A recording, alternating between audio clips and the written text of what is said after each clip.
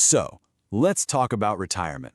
For a lot of us, it's this kind of fuzzy thing way out in the future, right? Something we just hope is going to work out. But what if we could trade that hope for an actual solid plan? Well, that's exactly what we're going to do right now.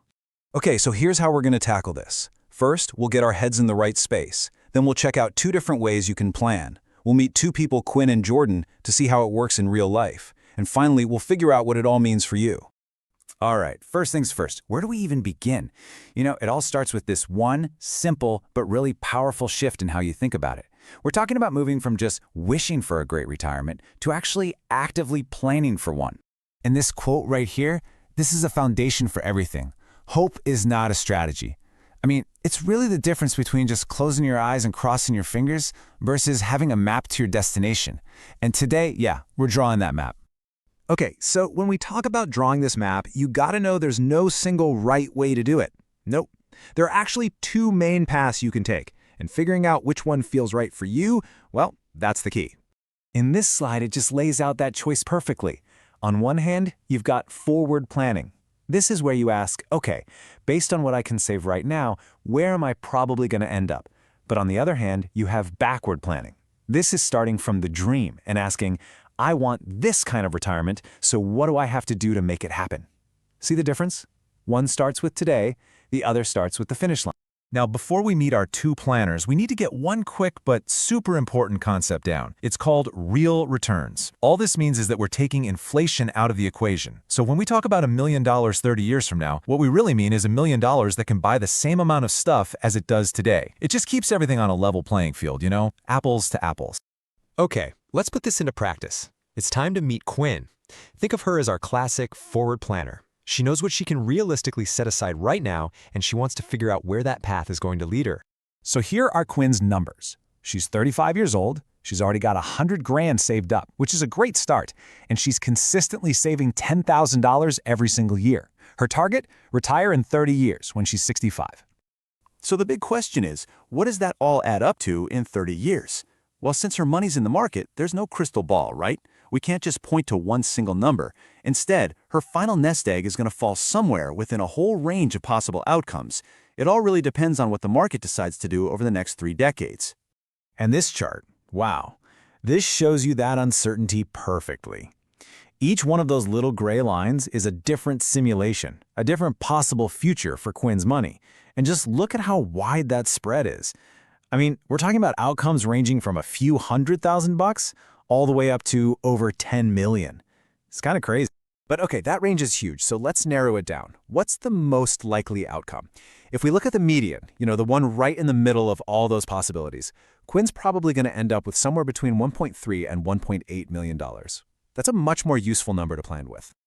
So with that number in mind, Quinn makes a smart move. She decides to play it a little safe. She's going to base her whole retirement plan around having an even $1 million. To do that, she'll shift her investments to something a bit more balanced, 50-50 stocks and bonds, and she plans to pull out a steady 5% of that million every year. So, is that a good plan? Will it work?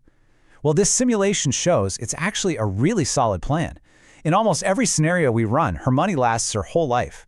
But, you see those few red lines down at the bottom? In about 2% of the possible futures, the money does run out early. It's a small risk for sure, but it's a risk she knows about and is okay with. And boom, there you have it. That's the end results of Quinn's forward plan. She started with what she could afford to save today, and she ended up with a clear, likely retirement reality. $50,000 a year. And remember, that's $50,000 in today's money every year for the rest of her life. Okay, so that was Quinn. Now, let's flip the script completely and look at this from the other direction. Let's meet Jordan. Jordan is our backward planner. They're not starting with their budget, they're starting with a crystal clear vision of the retirement they want. Jordan is also 35, but has a totally different goal. They want a retirement income of $200,000 a year. And, unlike Quinn, Jordan doesn't like risk. They want a plan where the chance of running out of money is basically zero. So you've got this really big income goal combined with a very low tolerance for risk, and that's going to drive their whole strategy. And this right here, this is the core question of backward planning.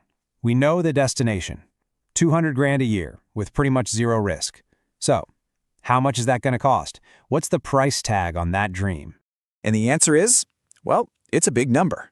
To safely pull off that kind of income, Jordan needs to have $5 million saved up. That's the new goal. And hitting a target that big, it changes everything. So, how in the world do you get to $5 million bucks? Well, it's not going to happen by accident. It takes a super focused, pretty aggressive plan. Jordan's starting with $600,000, so they need to sock away $80,000 a year, every year, and get a solid 7% real return for the next 30 years. It's a tall order. But here's the really cool part about going this hard, this early. If the market is good to Jordan in the beginning, the first 10 years or so, then the power of compounding really starts to go to work. It's like a snowball rolling downhill. This could mean they might be able to ease off the gas pedal later, maybe save a little less each year, and still hit that $5 million target. Pretty cool, huh? So there you have it. Quinn and Jordan, two totally different people with two totally different plans, but both plans are completely valid. So let's wrap this up and talk about the big takeaways for your own life. Look, it doesn't matter if you're more of a Quinn or a Jordan. These are the things you've got to remember. You can either plan forward from what you can save, or you can plan backward from your biggest goals. Either way, you're making assumptions about the future, and there's always some risk involved. And remember, how you spend the money in retirement is just as important as how you save it. But you know what the most important step is? It's just to start. Seriously, the best time to plant a tree was 20 years ago. The second best time is today. And that really brings us to the final thought here. The perfect plan? It doesn't exist. There's always going to be uncertainty. But choosing to have a plan, any plan, and turning that fuzzy hope into an actual strategy, that's the whole game. That is the single most important thing you can do for your future. Because the only way you can really fail is to not have a plan at all.